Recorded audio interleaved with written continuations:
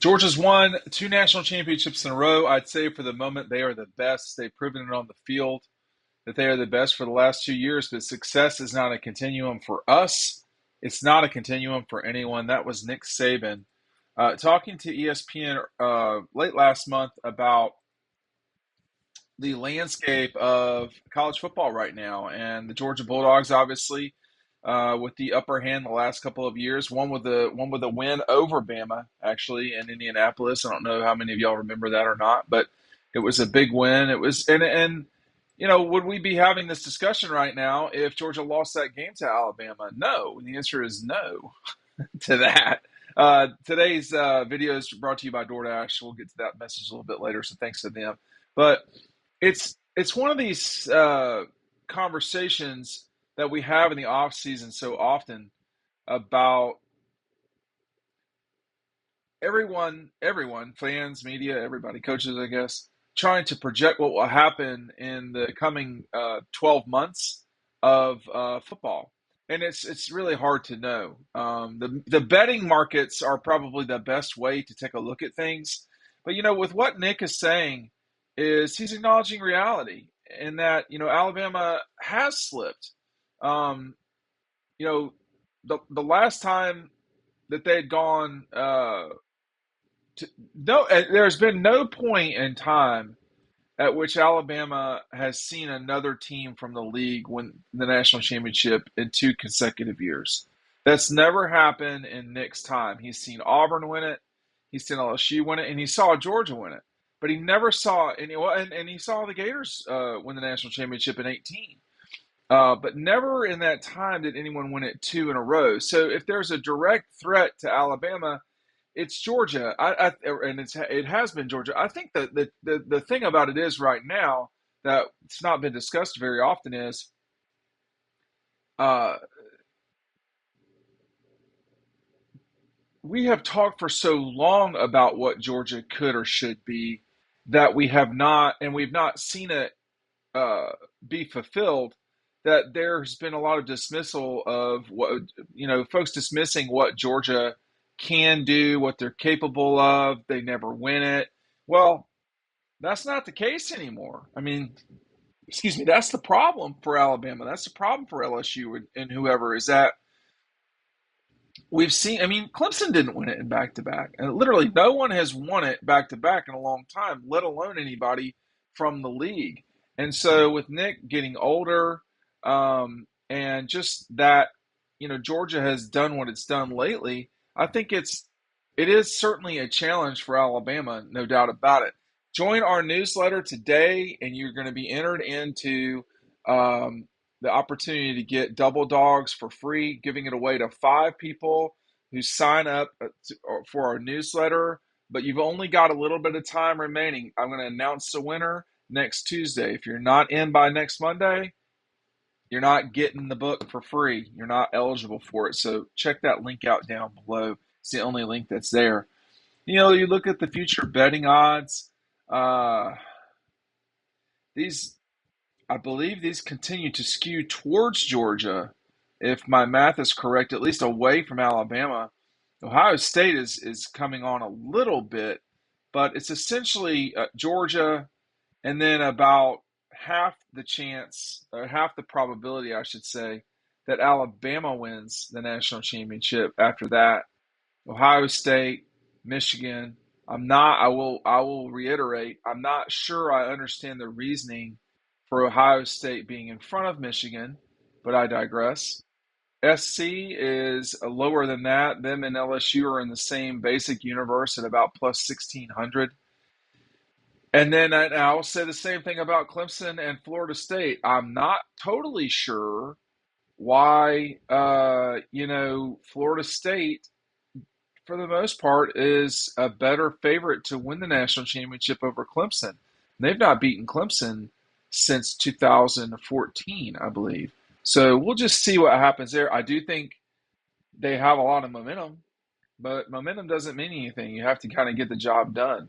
For Alabama, the problem in this offseason for Alabama continues to be the quarterback spot.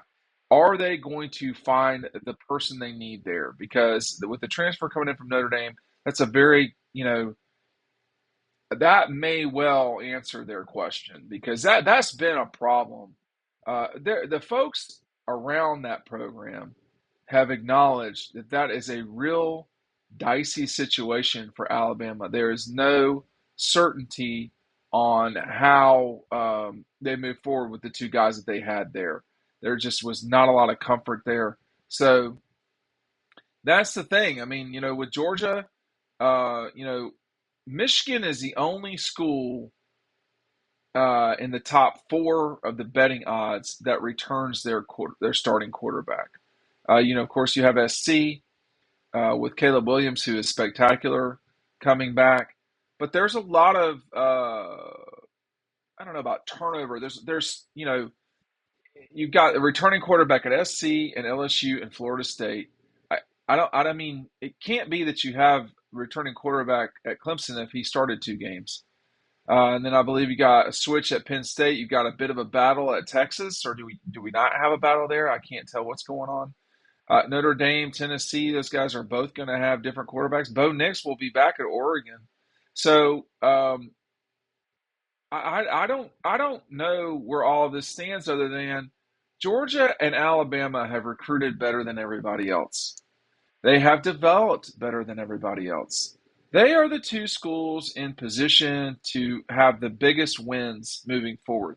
The problem is, of course, if one of the two doesn't show up to Atlanta, there's no way for a 2021 scenario to exist where you lose in the championship game and go on. There is a scenario like in 17 and 11 where Alabama does not win their division but goes on to win the national championship. That's totally possible. I do not have an issue with that personally because if we're really talking about the best four teams, then let's really have the best four teams, and that was not the case in 18 and probably was not the case in 19. I'll tell you that right now.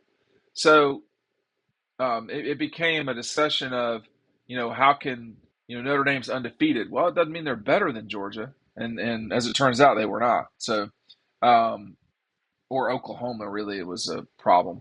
But, you know, if we're going to go to a situation where we're only taking the best four, you know, then let's take actually the best four. So listen, I'm getting ready for lunch.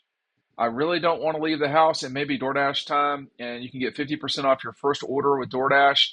There's a slew of companies in Atlanta and Athens, if you're in Savannah or Augusta, Macon, Hira, wherever, that you can use DoorDash for your, if you want to, you got to get stuff done around the house, or even if you're at the office and you just can't leave for lunch. 50% off first DoorDash order up to $20 value when you use the code DAWG at checkout. Limited time offer and terms apply. That's 50% off up to a $20 with for no delivery fees off your first order when you download the DoorDash app in the App Store and enter the code DOG. Don't forget that's the code DOG, DAWG, just like Dog Post for 50% off your first order with DoorDash. And I mean, Nick basically ordered a quarterback and got it from Notre Dame. I think that will help solve some of their problems.